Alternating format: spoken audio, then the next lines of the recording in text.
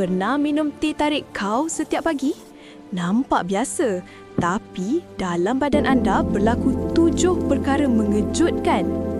Saat tegukan pertama masuk ke mulut, gula dan kafein terus diserap melalui perut ke dalam darah. Paras gula darah melonjak dengan cepat, memberi tenaga segera. Tapi ia hanya sementara. Kafein dari teh hitam mula merangsang otak, membuatkan anda rasa lebih segar dan fokus. Namun, gula yang tinggi memaksa pankreas bekerja keras menghasilkan insulin. Jika diminum setiap hari, lebihan gula boleh disimpan sebagai lemak, terutama di bahagian perut. Susu pekat manis pula menambah kalori dan lemak tepu dalam diet harian. Gabungan gula dan kafein boleh menyebabkan lonjakan tenaga, kemudian keletihan mendadak. Dalam jangka panjang, tabiat ini boleh meningkatkan risiko diabetes dan berat badan naik.